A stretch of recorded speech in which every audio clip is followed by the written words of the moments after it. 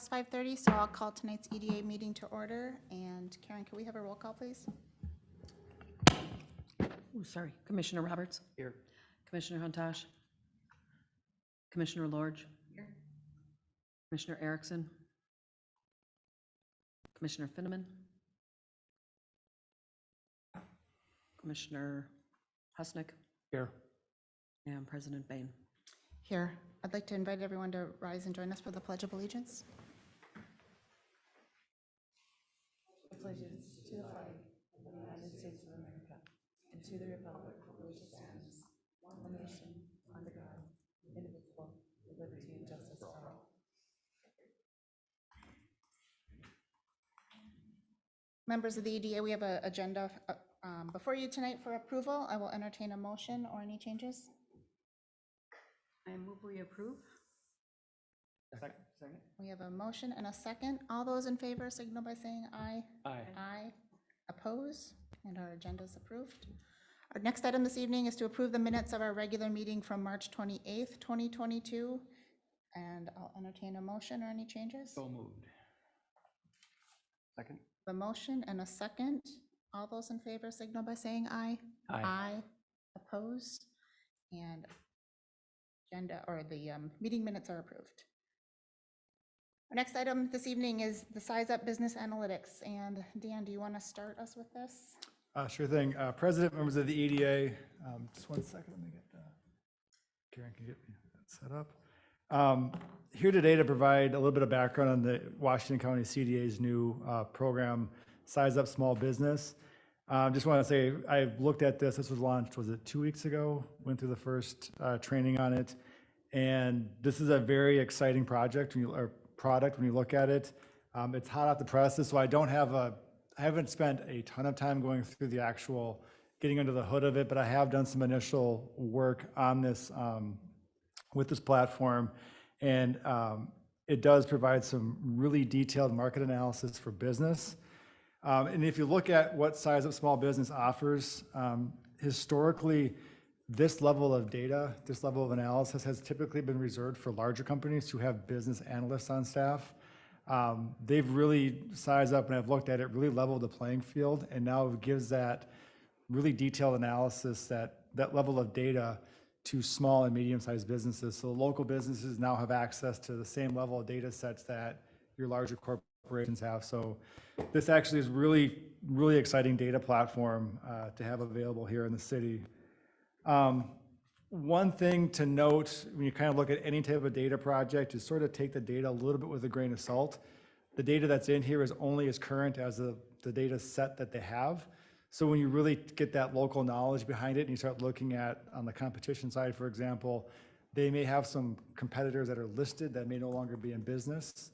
That's not that they didn't, they just, the data set that they have is out of date because once the data is published, if a business moves come in place, that data then gets out of date. They do work updates into this data, but I don't recall what the actual data update schedule was for it. It's probably like every 6 months. So, yeah, if you're looking at 6 months, if somebody moves into the city of Forest Lake, they won't be present for 6 months. Some of the employment numbers that are in here are going to be a little bit behind, so they always lag behind a little bit. But overall, the data in here, from what I can tell, is accurate, and it provides a very good start for when you start doing the analysis there. Like I mentioned before, I'm just going to give a high-level overview. I haven't yet looked at all of the stuff that's in here. There is a ton of information on this platform, so I'll just kind of go through top level as to what's here. So to get to the website or the site, you'll see the URL was listed in the memo that was sent out. But it is hosted on the eastmetromsp.org site, which is the CDA's economic development site. If you click on the under business, the Size Up Small Business tab takes you here. And one of the things that you can do with this is you can compare your business to other industry competitors. So why you'd want to do that is to take a look at how is my business how is my business in the current marketplace? How am I competing? Am I competitive? Am I exceeding what the average is? Am I below? Is room for improvement, et cetera? And there are a lot of different market segments that are here, different business types that are represented. For this example, I just took restaurants, since we all understand restaurants, and it's pretty easy to kind of to do that for a market comparison. So in this search box here, you type in restaurants, you type in location as Forest Lake, then you click on next. And what you get here is you get a nice dashboard that says you have 4 options. Measure your business performance, so you can compare it to industry competitors. You can look for customers, suppliers, and competitors. So if you're looking, where are my customers coming from? Where can I find additional customers? If you're a wholesaler, where can you sell to? If you need suppliers, you can find suppliers on this site. It also allows you to optimize your marketing and advertising. If you're looking for what market segments or what geographic areas you want to target your marketing to, this does provide some of that level of analysis. And then the demographics side, it also allows you to analyze the demographics, which comes into play if you're looking for, if you have a specific business segment that needs a specific demographic, you can target that based on location. When we look at measure your business performance, it'll ask you a few questions right off the bat. First is, what's your annual revenue? For this example, I typed in $1 million for a restaurant.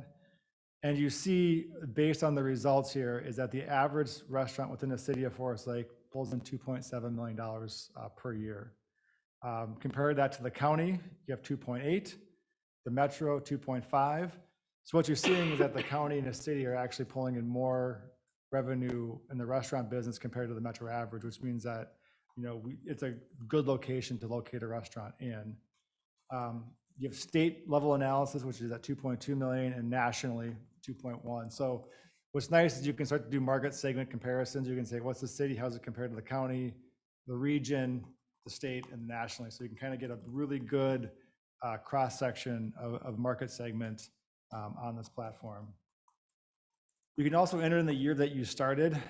This is, you know, important when you look at the survival rate of businesses. You can take a look at, if you started this in 2015, it'll tell you how many within the industry started in the city, which in this in particular instance, 1 started, how many in the county at 22, and then 322 within the metro. So you can start to kind of see what was there sort of an influx of that particular industry in the year that you started? So you can kind of get a look at, you know, who else is sort of in that same boat from a company aging standpoint. You can also type in the salary of your workers. You know, for this particular example, I put $25,000 in. This is important if you're looking at, if you have recruitment issues and you're trying to say, you know, where do I need to be in my segment to recruit and retain talent? This provides you with some level of idea of what the competition or what the market segment is paying. So here what you see is that 25,000, we're actually above market in this example, with the county being at 20,000 and the metro being at 23. Now, I don't know, I'm assuming for this one, it's not inclusive of tips. I don't know what that, I haven't seen like the actual numbers behind this, is just aggregated data at the top. You have at least an idea of what the wages are in that industry. It also gives you an employee count. So if you put your employee count in, for this particular example, I put 5 in. And as you can see, well below industry average. So here you have the industry average for restaurants at 17. This does stay pretty consistent throughout the spectrum here. And then you can take a look at how many employees per capita you employ, cost effectiveness, so how much revenue does that employee, you know, generate based on total employees you have based on your total revenues. And then revenues per capita. So again, some of this stuff I have not delved into and really got the great explanation on it, but just want to kind of show that there's a lot of robust data, you know, analysis that's included in here. You can also look at turnover. This is something where if you're new to the industry, you can kind of get an idea of what the turnover is going to be for the particular industry. So if you're developing a business plan, you can kind of anticipate, you know, based on this example, turnover rate's 13%. So if I hire 10 people, 1.3, you know, would potentially need to be replaced on an annual basis, just based on turnover rates. Job change, you can take a look at how many jobs in the specific industry were gained in a year, how many were lost, and what the net job change was for that particular job sector. And you can also, if you want to compare healthcare costs and work comp costs, that also is available here. So you get a really robust package when it comes to like taking your particular inputs and comparing those to industry averages for your industry. Additionally, you can also take a look at the competition.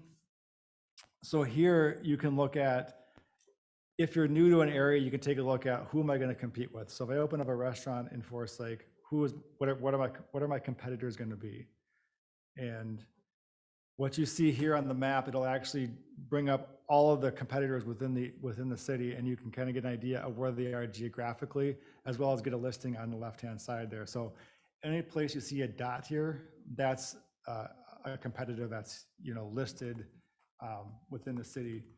And if you look closely on this one, you can see that the data does lag behind a little bit, as Mallards is not listed as a restaurant down there. So that's probably a couple of years old in terms of what they have here. But again, it does provide a starting point for data analysis on here. If you're a business coming in, if you combine this with some local knowledge, like reach out to the chamber and say, how accurate is this? You can really get a better kind of field verify those data sets. But you can take a look if the market's saturated, from a competition standpoint. You can also look at customers. So if you are in the business of saying you sell to other businesses, you can look at what are my potential customers within the area. So for here, this example, I switched it over to a hardware. So let's say you sell to hardware stores. You can pull up a listing of all the hardware stores in the area. So you can start to look at a list of who would my potential customers be. And you can see here, there's a list here that you can take a look at. And again, this would help to if a business is looking for a location with which to site to be kind of centrally located amongst their customers, they'll be able to do some of that analysis work right here within the platform. Same thing on the supplier side. So if you are supplying businesses, if you need somebody to supply your business, you can take a look. It's the same example of hardware. Actually, no, this one is metal stamping. So let's just say you need metal products. You can take a look at who does metal stamping within the area. So you can take a look at who your suppliers are. There are a lot of manufacturers that want to be closer to their suppliers. And again, here you can get a good visualization of who the suppliers are for a particular area. On the advertising side, so let's say you start your business in Forest Lake and you kind of want to know where's my best dollar spend for advertising. So what this does is this pulls in by zip code by city, the total revenues brought in the restaurant industry. So where do those restaurant dollars come from? So as you see here, 80,000, 85,000 are coming from within Forest Lake. Second is from Hugo, and third from Chisago. So if you're going to do a targeted advertising campaign, if you want to hit that market, you look at Forest Lake first, Hugo second, and Chisago. So that's where your best spend is for your advertising dollars based on the revenues that you're getting from each particular area. And then finally, the demographics. This here allows you to take a look at this right here is the actual city of Forest Lake. It lets you look at the population, and then it breaks it down in age distribution, gender, and not only does it does current, it also does projected. So you need to project out 5 years what the population is going to be. It'll also give you that projection as well. One nice thing about this is that it also allows you to go around an address. So if you want to type in, say, the city of Forest Lakes, this building here, and you want to try to find total population within 25 miles, it'll actually create a circle on the map of everything within 25 miles, and it'll change the population total as a result of that. Now, this is not drive time 25 miles. This is an aerial circle that's 25 miles. So take that, it does not have that within 25 minutes. It's just a mile circle that's there. But it'll give you geographically what the total demographic breakdown is within a specific distance. And if you wanted to, you can also do within a boundary. You can create specialty maps, really kind of break that down if you're really trying to drill down on a specific area from a different demographic standpoint. So when you look at this site in total, what you have here is, a lot of the information that's here. When a small business is first starting, one of the first things they need to do is create a business plan. And sometimes trying to find that data can be difficult. You have to go to a lot of different sources. This really is a one-stop shop for all of your business data. So you go into a bank and they say, what's your target market? You can say within 25 miles, I have X number of people within this specific market share. You can pull that here. You can also look at the competition. You can pull some projected revenue. So you can kind of gauge do I want to get into this business here? You can start to look at revenue streams, advertising, et cetera. So from a business standpoint, this does provide a lot of detail and a lot of data that I think will be extremely beneficial for the small businesses that are there. I don't, like I said, I'm going to continue to kind of play with this and look at this a little bit more to figure out, get under the hood a little bit more, so to speak. I've only had this for a couple of weeks. Really, I'm bringing this to the EDA tonight just to make everybody here aware of it. So if you're out talking to businesses, you can say there's a new tool on the Washington County CDA site. If you're looking for some market analytics, this is a great place to start. If I recall, I think SizeUp was offering, if they had specific questions, they had some support as well that we could interface. I recall from that meeting we were on. Is that right, Chris? So with that, I'm happy to answer any questions on this, but this again was more just for an EDA introduction to the new site. Thank you, Dan. Any questions from members of the EDA? I have a comment. I was telling Chris I spent several hours on this afternoon when I saw it pop up on the agenda. I think any citizen looking for work also would love to get in here because the links to companies and job sites are fantastic. The demographics can be used by several organizations in the county and Forest Lake. I sum right off the top of my head the different foundations and the different organizations that need to know the population, the income distribution, and then businesses. I think it's fantastic, just fantastic. I love it. Is this a canned program or is this something Washington County had made up? So, Chair Bain and Commissioner Lords, this is actually the first that I'm aware of that anybody in Minnesota has used this program, but it is a nationally, they're based out of Texas, but it is a nationally available resource that we just recently subscribed to in the last month. And the CDA really wanted to make this available to those businesses, as Dan mentioned, that are planning or comparing themselves, or how do you find talent and what do you need to have for a wage to be able to attract talent and keep them. And so it was a resource that we wanted to provide at no additional cost to the business to say, if you have to hire or find somebody to do this analysis, it could cost you thousands of dollars. We wanted to make it available at no cost to the businesses. And what I really wanted to encourage businesses to do is to sit down with Tyler Hilsebeck with the Open to Business program, and he'll help you with this. He'll help you navigate it and help you write your business plan as well. So it's one more tool in our toolbox that we can use to help attract and retain our small businesses here in the county. I'm not aware of anybody else that's doing it in Minnesota. It's very user-friendly. Thank you. So I didn't have any problem navigating, but as far as, actually punching in numbers, not my thing. Chris or Dan, so other than census data, where are they, are businesses being sent surveys? Like, where are they getting the information about what they're doing in sales and revenue? That's a great question. You'd be surprised at how much information is available out there online, but a lot of this is just available by supercomputers and algorithms, and it's kind of scary to know that every time you swipe your credit card, somebody's tracking that information and they know exactly what you spent, where you live, what you bought, how much you make. And so all of that information is tabulated, and what they do is they'll take all of those bits and pieces of information and put it in one spot and allow us to use it for planning purposes. It doesn't get into specifics about the name of the individual, of course, that when you swipe your card, that information is not available, but there's a pretty comprehensive amount of data out there that's just available if you subscribe to databases, and that's what this is. It's just a database. Be able to find out, Dan mentioned that, Mallards wasn't quite on here yet. Like, what is the lag time? Like, is it a couple of years? Like, how current is the information? It'd be kind of nice to know at some point, just if we are going to be promoting this or letting other people know about it. I suspect that they keep their data up to date, so I would think that this is probably good for at least 6 months to a year, and then they'll obviously update it as they go. And we've come from a pretty difficult period of time over the last couple of years, so a lot of this information likely is going to be changing, and so, but we just wanted to have something available, because if you're trying to attract a person to come into your business and work for you, but you have no idea what the wages are in the surrounding area or surrounding businesses that you might be competing with to draw that person in, this is just another resource that we wanted to have access to. And we're going to talk a little bit about it earlier or later in the meeting, but I'd love to have more up-to-date demographic information on our talent, on our labor shed. what's available, where are they coming from, how much are they making, that type of information. And this is one more way to get us closer to having some of that information.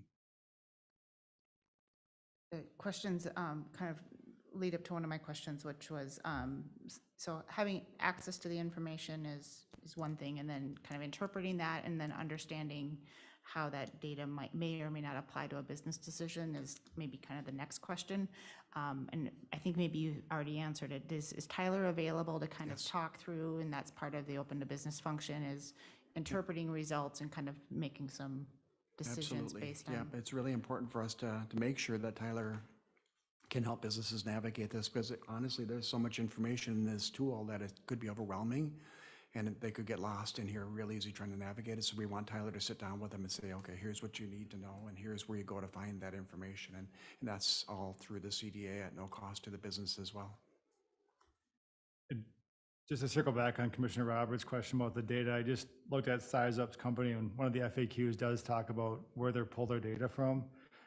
It's census data, USPS data, Bureau of Labor Statistics, Census Bureau estimates, Bureau of Economic Analysis, Medicare, IRS, US Patent and Trademark Office.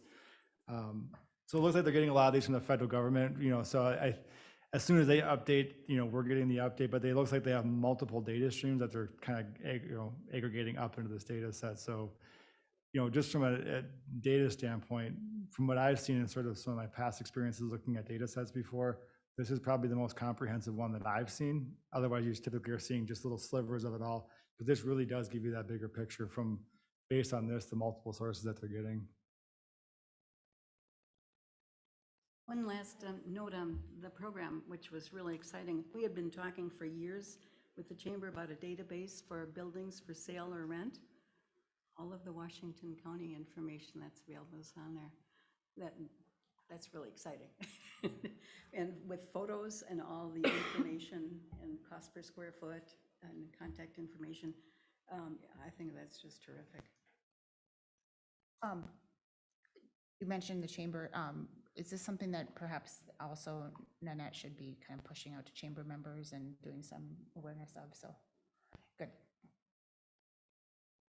Madam Chair, to that point, if I could just briefly, the chambers have been instrumental, including the net, in helping us help our businesses here within the county. So we get together every couple of weeks and talk about what tools could we provide, and that's been a valuable resource to helping us identify the things like this that we can get out to our businesses. And that's when we've talked a little bit in the past about the What's Next CEO program. This is part of that program. That this came as an initiative that we thought that information right now in this environment is really important. And so this came out of the discussions that we reached out to some different firms and came across this one, and we said we just need to do this and make it available. So, yep. So Nanette's been very, very critical in helping us gather this information and get it out to the members of the chamber. Thank you. Good, thank you. Any other questions on this topic? Comments?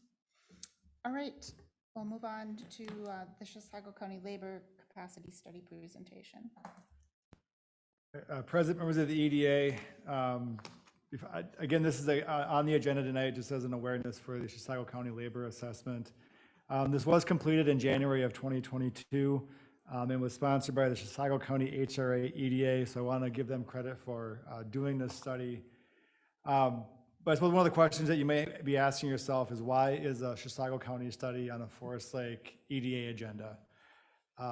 There's a couple of reasons why. First reason is that Chisago County is our neighbor to the north, so we do share a border with Chisago County. And I think when we look at labor capacity and kind of labor areas, they don't necessarily follow hard lines. They kind of blur a little bit. So there's a little bit, they kind of pull from areas that are sort of outside the geographic area of study. But this particular assessment also contains a regional analysis. So part of it, they did the county specifically, but they also expanded it and did a regional analysis. And as part of that, it did encapsulate Washington County and Forest Lake as part of that. So that's one of the main reasons why it's on for discussion this evening. And also just want the EDA to be familiar with what is included in a labor capacity assessment. And speaking with Chris, there's the possibility that Washington County is looking at undertaking one of these later this year or early next year. So just wanted the EDA to be aware of what is included in a labor capacity assessment. So that's the two main reasons why it's on for this evening. So to kind of start out with and kind of high level is what is a labor capacity assessment? And what these studies do is they provide some data behind what the labor market is for a particular area. These have become a critical component of some of the data that site selectors use when citing a location. I think historically it's been sort of the field of dreams, mentality. If you build it, the workers will come. But I think in the labor market, labor shortages and making sure there's available talent is a main driver when you're looking at where selectors are placing manufacturing firms and warehousing and any other type of business that requires workers. So these studies and kind of when you can demonstrate to the selector that yes, we have the capacity here. It's not just me saying that, there's some data behind that. The site selectors do appreciate that. So there is a specific reason why you want to look at doing a labor capacity assessment. Now, again, bear in mind when you look at a labor capacity assessment, these are point in time surveys. So as soon as they're done, the field changes because the market is constantly evolving, constantly changing. But the data that's there does have some shelf life to it. It's not one of those things where you've completed in January and it's expired within 3 months. There is shelf life to them, but bear in mind they do represent a very specific point in time. But this one being 6 months old is still very, very current, and the data here is still valuable. One of the things I want to draw to, and I talked about the regionality of this specific study, is that if you look at page 4, this looked at the labor capacity for manufacturing. And we look at Chisago County, it says based on their analysis that the chart that 850 new jobs can be added in Chisago County before they expect a local labor market shortage or start having challenges filling positions. So what that tells a business is that there's plenty of capacity within the county to put a manufacturing firm within the county. But when you expand that out to include neighboring counties, with Washington County is included in that, that number jumps up to 2,400. So what you're seeing in there is on a regional basis, that expanded area, there's plenty of capacity to put manufacturing in this particular area. And if I was going to meet with a site selector, I would show them this slide and say, in the region, there's 2,400, you could put 2,400 jobs in it before you start to see that, that shortage. That they take that back and they start looking at their own analysis. How many jobs am I going to bring in? Where can I recruit from? So that's where you start to see the benefit of these assessments. Same thing on warehousing and supply chain. And this really is, at this point, one of the hottest industry markets at this point. The industrial market, particular as it applies to warehousing and supply chain, it is probably the hottest sliver of the industrial market at this point. So by having this assessment in here, it's really appropriate from what the market's developing at this point. Looking at Chisago County, they have capacity for 700 new jobs within the county. But if you expand that out to the neighboring counties, again, Washington County is included, looking like you can add up to 3,300 new positions in warehousing and supply chain. That number may seem like a lot, but if you look at a couple of the larger projects, like if you're putting in a very large warehousing, they can easily take 1,000 to 1,500 to 2,000 jobs. So they do seriously look at what is the labor availability within a geographic area before they make a site selection, because even though there's 3,300 regionally, 1 or 2 projects could take care of that capacity very, very quickly. But again, it does confirm to those site selectors that yes, there is capacity within a specific area. I won't go through all the market segments because again, this really does apply more primarily to Chisago County. But what I wanted to highlight was just a couple of things on the commuter traffic. And what you see here, just trying to get that page here, is this the right page?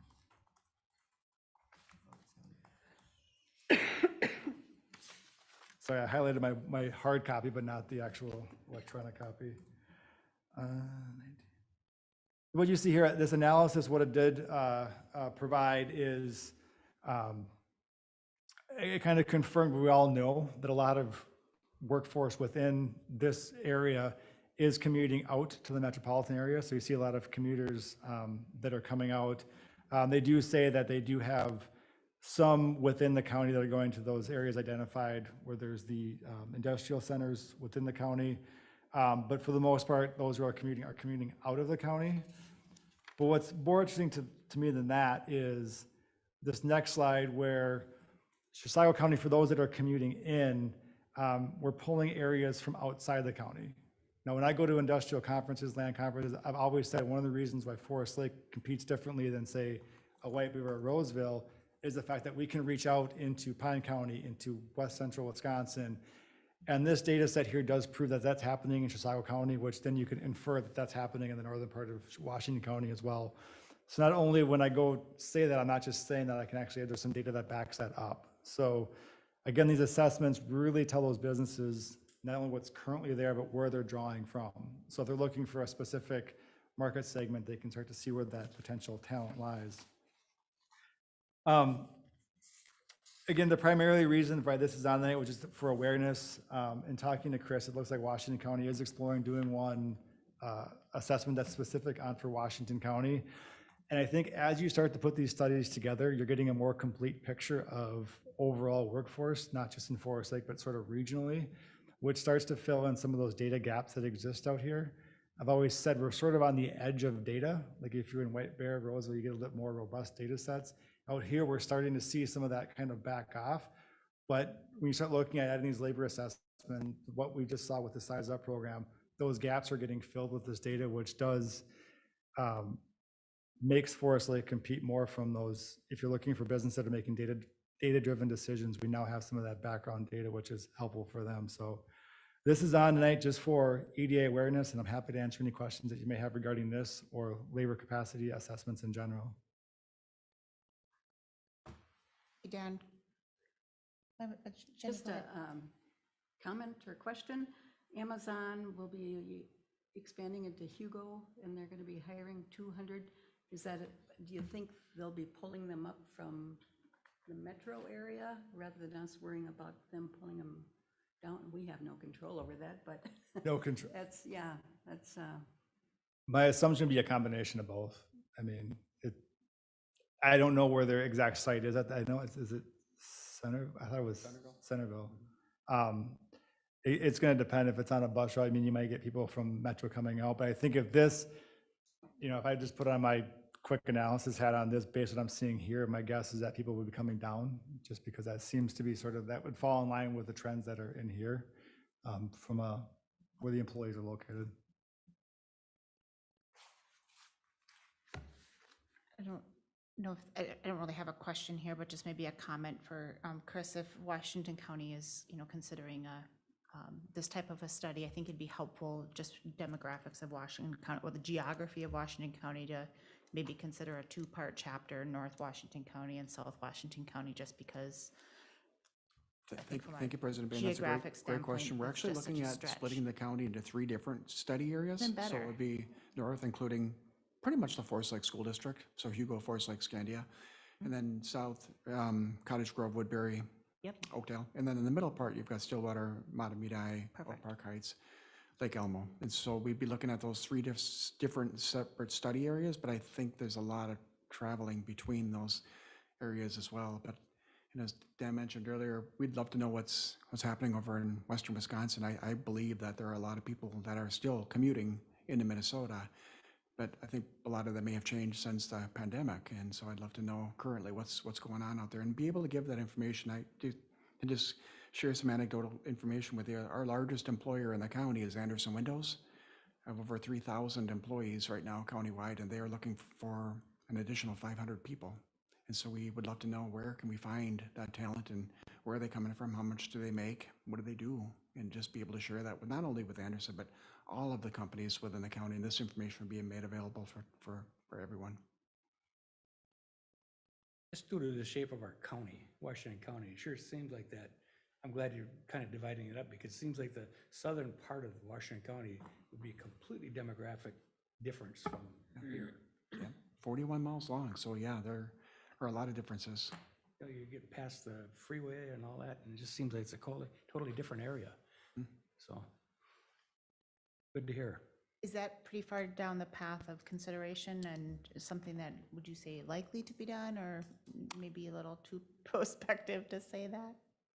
You know, I'm honestly not sure, so Understood. we'll explore the Okay. options as we move a little bit further along, but the hope would be that if all goes well, this study would be done in December and made available in January, February of early next year, and be happy to bring that back to you. And we're not looking for any partnership financing. We'll provide this information to the businesses in the cities through the CDA as part of our economic development initiative, so.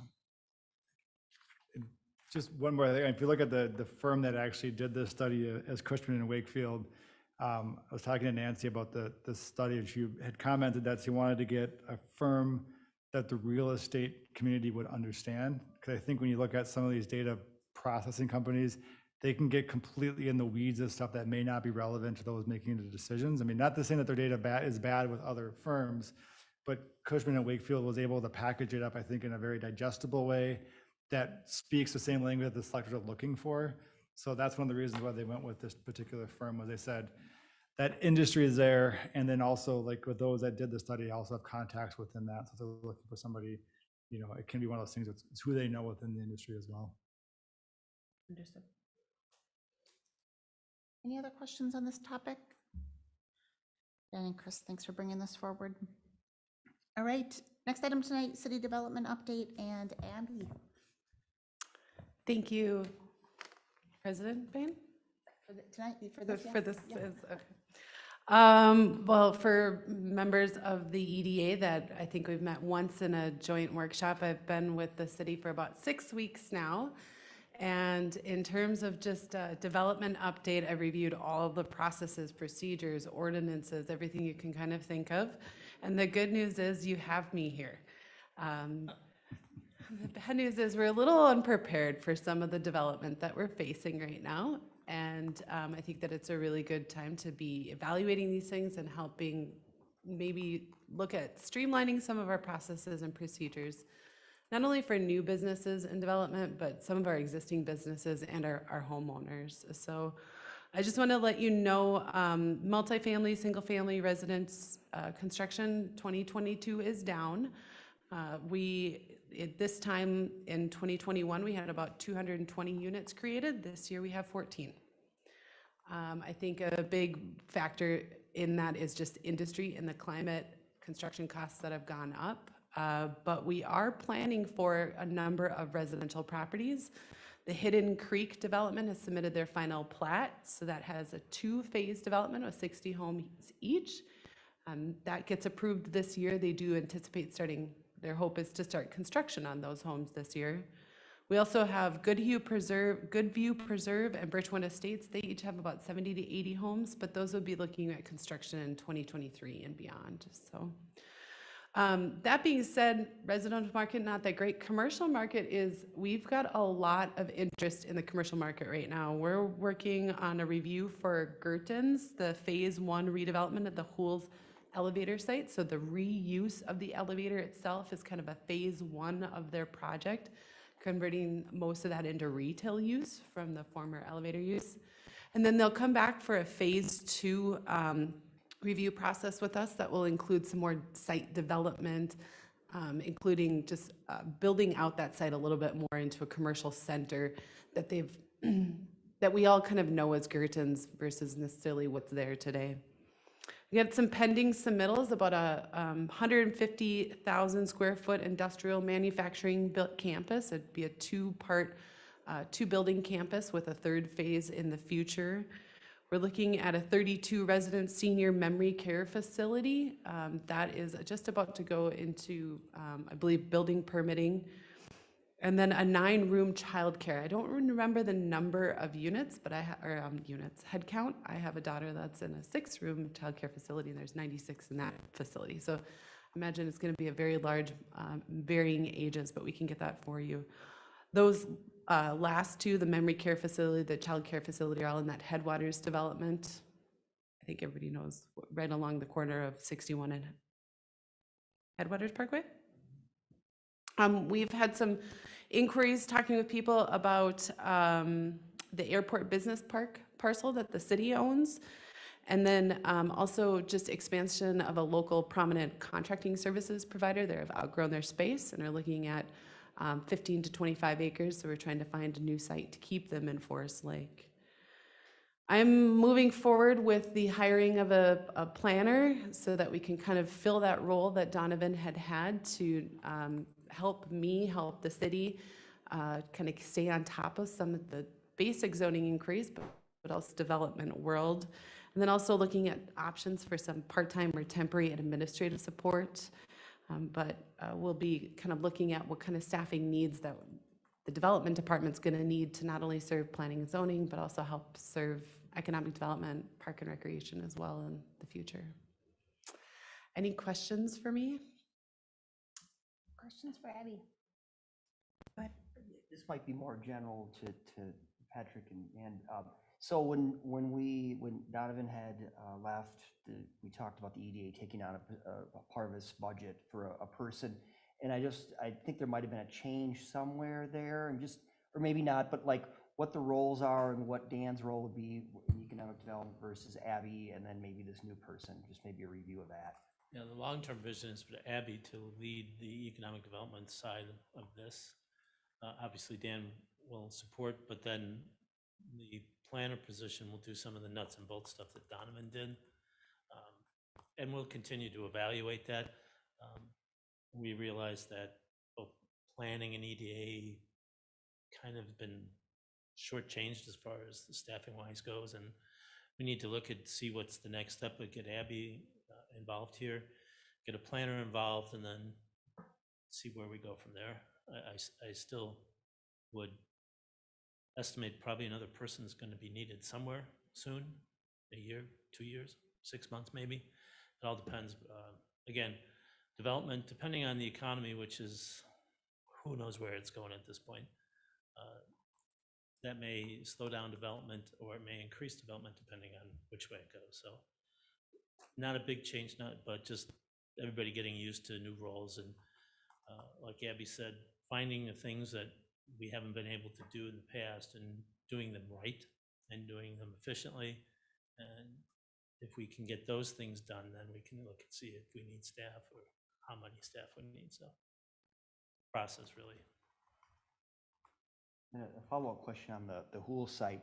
There's some city land involved in that. Are we looking to sell that to? We are in discussions with the Curtains. There's 2 lots that the city owns. One is at the northwest corner and one is down south. We're talking to them both. We are waiting for an appraisal to be completed at the end of the month so that we can continue discussions not only on sale or swapping of those properties, depending on what we want, but also the phase 2 development, which will include those 2 properties. Are we foreseeing watershed district issues right there? No, I don't think so. The only thing I think that we have to, if I remember the meetings, is they'll have to do stormwater issues, but it shouldn't be too difficult. So, Well, welcome, Abby. Thank you. Further questions for Abby? Thank you for the update, Abby. All right, let's move on to downtown plan next steps. Dan. President, members of the EDA, wouldn't be a 2022 EDA meeting if we didn't talk about the downtown plan. So keeping that tradition going for 2022. Just want to talk about the next steps, where we are in the process. We're very near to completing the planning process at this point. We did hold public comment in open house on June 2nd. We had over 60 residents attend that. For a summertime meeting, the attendance blew my expectations for the open house. Got some good feedback, had some good questions asked. We also had public comment online that was open through last Friday. So Bruce is now taking all of those comments and feedback that was received at the open house and online and is working to incorporate that into what he's calling the draft final version. So what was released before was the draft version of the plan, and now he's looking at the draft final version. He's hoping to have that done here in June. And once I have that, I will release that out to the EDA for review. But from a kind of a next step sequencing standpoint, the plan at this point is to bring back the plan before the EDA and Downtown Committee, the first meeting in July on the 11th. for final review and a motion of support for from the EDA/Downtown Committee. From there, it'll move to the Planning Commission. So Planning Commission will review it. And then there, we'll be asking them for a motion of support as well on the 13th. And then from there, it goes to the Parks, Lakes, and Trail Committee on the 20th for their review, and we'll ask them for motion of support as well. And then it'll finally, on July 25th, go before the City Council for adoption. And then we'll be done with the planning standpoint, and we'll start working on the steps that are incorporated in the plan and really getting that execution started on the plan. So for tonight, just looking to see, are we missing anything in the plan overall? We've had a lot of time digging and kind of collecting feedback on the plan. Does the EDA feel that we're missing anything from the plan? Any last sort of comments that we need to pass along to Bruce? Again, not asking for formal action tonight. I will ask for that formal action on the 11th, but this is sort of the last chance for the EDA to give me any type of feedback that you want me to relay back to Bruce. I'm happy to do that after this meeting. So with that, I'm happy to open it up and take any feedback that the EDA has on the downtown plan or any questions. I'll maybe just jump in to provide some context around feedback that we got from the presentation that we did to the Parks, Trails, and Lakes Commission.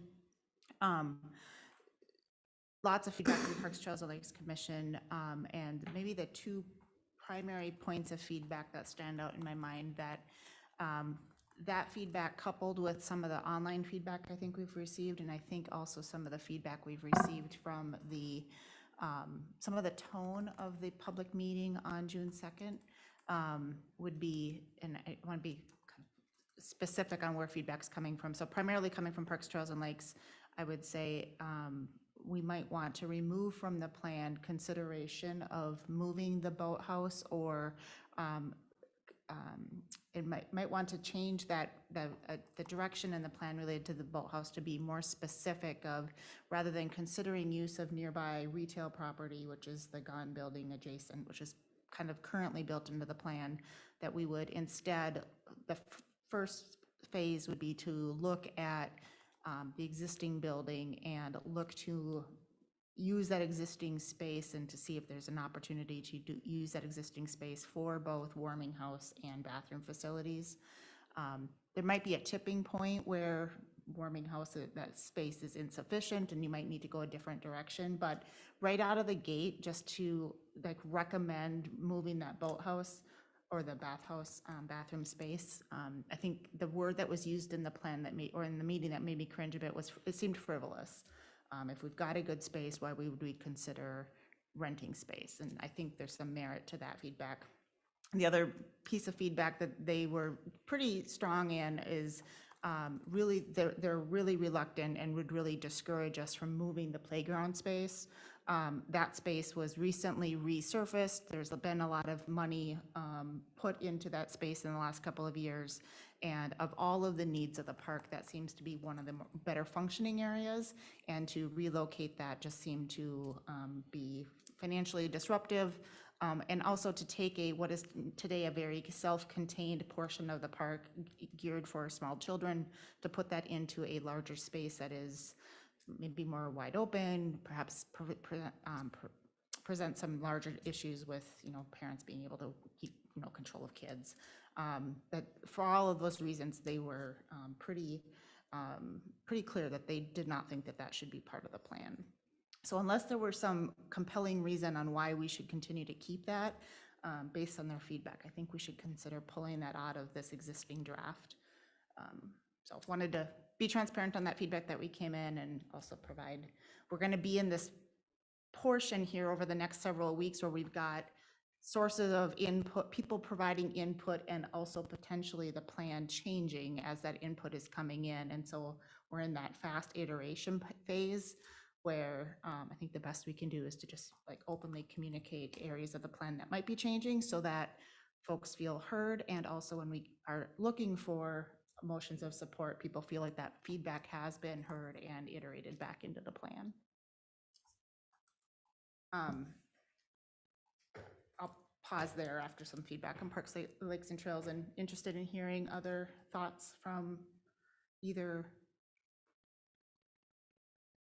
Well, the only comment I'd have about the boat ramp, first of all, There's no way that it would ever move unless we had another spot already set up. Just about impossible there in the city of Forest Lake. I don't know where that would even possibly be. So I don't know if removing it necessarily means anything, or if keeping it necessarily means anything. But at least, I think the idea, or at least if it was a feasible thing someplace down the road, I think we should consider it. But the idea that it's gonna happen tomorrow or anytime is pretty slim, really.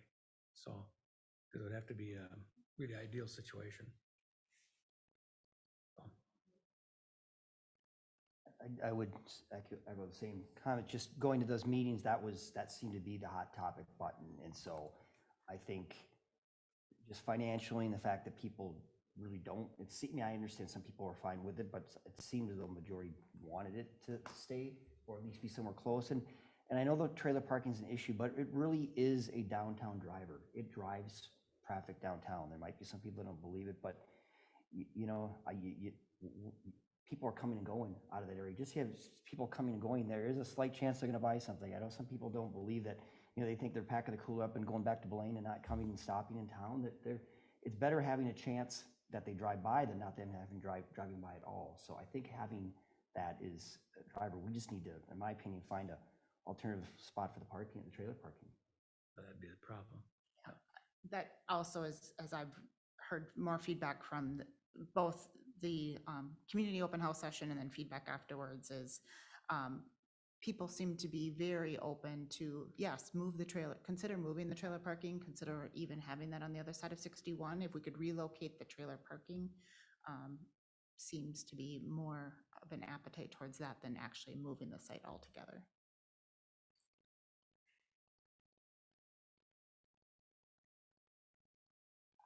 As from a process standpoint, Dan, so I know that there's the feedback, I think, closed on, was it Friday? Was the Friday, online correct. Yep. feedback? Yep. And so as we're going into this period of kind of quick iteration, could that feedback be summarized and kind of sent out to all kind of members that are going to be looking at the plan? It'd be good for everyone to understand kind of a summary, both of a kind of quantity of feedback that was provided on the open house, and then kind of a summary of the online feedback. I think that'd be great information for everyone to hear. And then what's the plan to kind of make a final draft based on that feedback? So he's doing a draft final, right? He'll take all that feedback and then make whatever, if he needs to, and again, I'm kind of making an educated guess as to what his structure or strategy is for this, but I think if it's feedback, he may just incorporate, we got feedback from, on this particular item, but if it requires a structural plan change, he'll go back in and make that structural plan change and maybe note or footnote where that change came from. But once all that's done, that's when the draft final will get released. So you'll see it'll look slightly different. I think a lot of the information, like the backgrounding and the chapters that you see online, will stay pretty much the same, but I think the implementation strategy and maybe some parts of the plan might have some wording changes associated with it. Like, so for example, with the removing of the possibility of leasing out space, in the building, that's going to represent a plan change to that particular chapter. But maybe the playground might not just be a footnote on the thing saying not in support of the road. That'll just get pulled off the draft final plan that gets released. Also on the feedback side, I forgot to mention that Washington County has reviewed the plan. Their traffic engineers have reviewed it, their traffic team have reviewed it, and provided comments as well that have been forwarded over. So we did also look at other agencies to have them take a look and review and provide feedback on that. So that has been received and has been forwarded to Bruce as well for incorporation into the draft final plan. Any chance of having MnDOT review of that, or DNR, or any other stakeholder?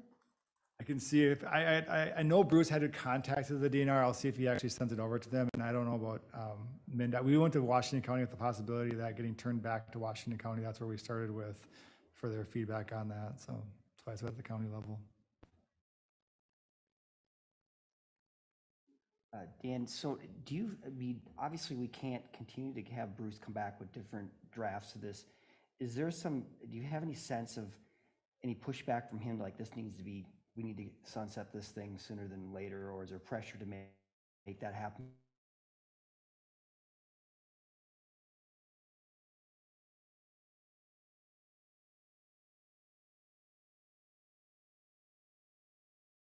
play instilled, maybe this part, I'd have a hard time recommending it to the council. And I think, and to that point with the 11th, if, we'll get the draft final up prior to the meeting, and if we need to use that for more kind of last time feedback and kick that recommendation back to the 25th, or we have that fallback onto the 25th, because there is a EDA meeting in advance of the 25th there as well. 27th, Excuse me, I must have the wrong dates on there. June 27th? Yep. No, July 25th. We're in July. Correct. Do we have, to Blake's point, do we have a downtown meeting on June 27th? We can. I don't have Bruce coming back for it. I mean, if you're fine with me presenting the changes, or having a meeting with Bruce, we're trying to run that. We're sort of we're bumping up against a little bit on the billables that we have for the plan. If he gives me the draft before the 27th, I can go through the changes, because he will communicate those changes out to me. We can kind of use that meeting for the last sort of check-in on that if the EDA so wants. I feel like the downtown committee could use a working session just to digest the information that's been heard. That downtown committee hasn't met since the open house, right? I keep looking to make sure I have my dates correct here. So I think to do a working session would be helpful, just to gather remaining feedback, gauge temperature, kind of ask the same questions you're asking of us tonight, but I think to the larger downtown group would be helpful, because then conceivably the next time that the EDA meets, we would be looking for a resolution of support. And I'll also confirm with Bruce if he can attend that. I just know that the last couple of times, maybe remote attendance or something like that. Because he was a couple of times we had to switch to remote setting, because he was sort of like just trying to watch those billables for us. Yeah, understood. And I'm not sure we need, I'm just thinking out loud here, I'm not sure we need so much him presenting us information. I think we need a working session to walk through it as a group, and to just, ask the questions, really, ask the questions about, review together the community feedback that was online, and then to walk through some of the items that have come out from the parks meeting and also from the open house. I can get that added for the 27th.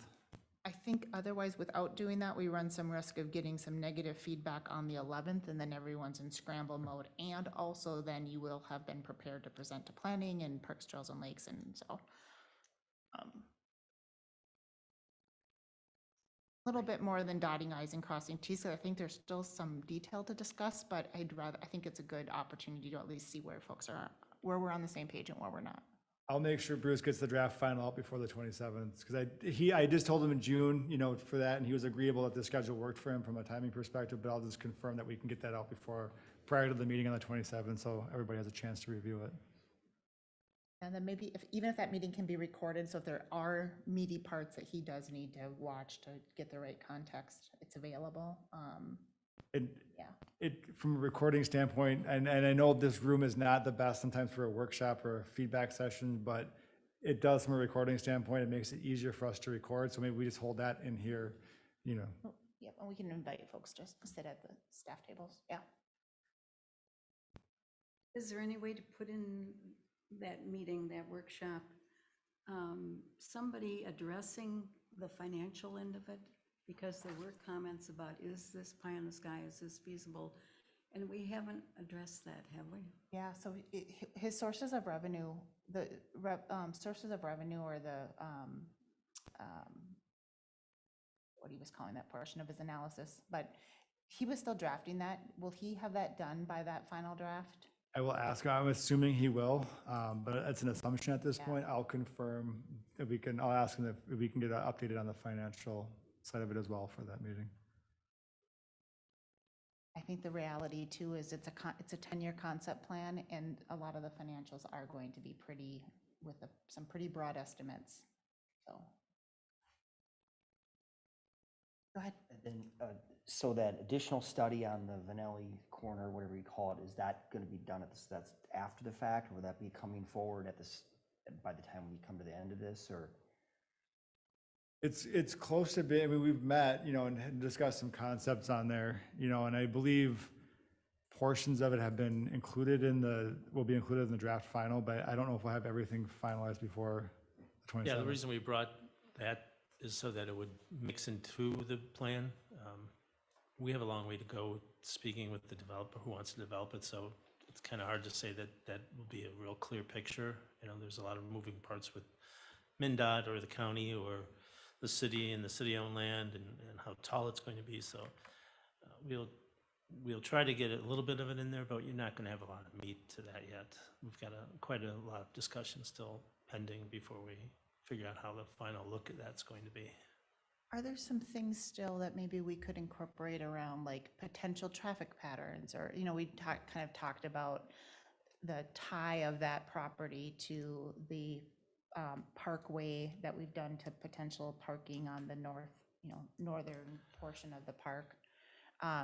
Is there even like that portion of it that is worth having? Depending on the final design will dictate the traffic patterns, obviously. That's chicken and We egg, don't know isn't that. it? So, I mean, Yeah. we can say that should there be parking there, should there be no parking there? Take into consideration the pathway that it's designed in the plan. How does that affect what that's going to look like? But again, until we really get to close to a final concept there, it's going to be pretty hard for us to tell you how that's going to look or how that's going to affect the plan. But we're going to try to incorporate this downtown plan the way it's been presented, but that still may have to be tweaked as well. So we just won't have a lot to tell you, to be honest with you. Any other questions or things we're missing perhaps as part of moving this towards the final couple of yards here? All right. Moves us on to other city updates. Anybody else have any other city updates? I will, no, am I seeing head shake? Okay. I will note that we do have 2 open EDA positions. Member Finneman had previously decided that when we were close to being done with the downtown plan, that he was going to end his term, and he has done that. And then also Judy Huntosh has moved and has also had to resign her position. So we do have 2 open seats. I do have a couple of fabulous candidates in mind. However, I don't have acceptances yet, and so open to other recommendations. I'm happy to meet folks that might be interested for coffee to talk about what a position might look like, answer any questions. And so good opportunity for me to make the ask to put your recruiter hats on. And we've got a lot of activity happening, and so really need to get these seats filled. So, all right, Chris, Washington County update. Thank you, President Bain and members. Just a couple of quick things for you. I just want to remind you that we do have a $600,000 EPA grant available, and I would love to do some assessments here in the city. Dan and I have talked about a couple different options, but just know that the CDA can fund 100% of the cost of the assessment. So phase 1, phase 2 environmental review, soil testing, if it's a building, lead or asbestos testing, those types of things. So I'd love to be able to do a couple of projects here if you've got some in mind. And again, it's 100% funded by the EPA. You said EPA? Federal EPA, yep. Yep, just wanted to mention again that we did recommit to the Minnesota Technology Corridor. The website is going to continue. It's going to be refreshed. We're going to have a new color scheme, new map.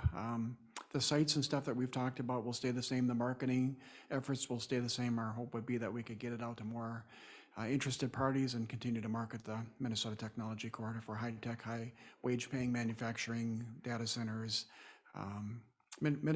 basically anybody that would need a lot of fiber and a lot of power to do their type of business. And so we're optimistic that we can attract somebody. COVID obviously put a damper on the development of data centers, so we're still trying to market to high-tech companies. And ideally, if we could bring in a high-wage paying, high-tech manufacturing company, I think that'd be wonderful. And of course, you got the site that we could continue to market. So we'll continue to work with our partners at Connexus Energy in Anoka County and continue to keep you updated on that as well. Let's see, just real briefly, the What's Next CEO program. I talked a little bit about our intent is to continue to help provide business advisory services and resources to our small businesses coming out of a pandemic, going into a recession. How do you navigate that when you're dealing with supply chain challenges, inflation challenges, and availability of talent challenges? It's going to be complicated, and we want to make sure that we can answer those questions. And so we're bringing on another business advisor to help Tyler to provide more resources than what the Open to Business program does. And that's fund our program that the county contributed $200,000 to the CDA to bring in an additional business advisor and then work with the chambers to market those services across the county. So pretty excited about that. If all goes well, we'll start in August by providing enhanced and additional services throughout the county. Our budget for 2023 is looking about the same. It'll be flat for economic development, but we will continue to fund the Open to Business program, the Pre-Development Finance Fund, and our marketing initiatives like the economic development summits that we've held through the Minnesota Real Estate Journal. And I should mention there's one coming up, Dan and Abby, on September 7th. It's the Suburban Development Summit. It'll be in Golden Valley, and our hope would be to continue to tell the story that we've got land and talent, and we want to attract businesses and help them find sites here in the county, work with them to expand and relocate their businesses here in the county. So September 7th is the next one that we'll have an opportunity to speak on a panel and be able to market and have a display booth in the entry area. So I'm looking forward to that. But our budget for 2023 is going to be flat, continuing to offer the same programs and services that we've done over the last 3 to 4 years. So, and that's all I have. Thank you. Good. Thank you so Thanks for your much. partnership. Much appreciated. Thank you. And do you have anything for the chamber? We had our June mixer at the Forest Hills Restaurant, which is under new management. Food is terrific. And the next big event is our annual golf tournament on Monday, July 25th.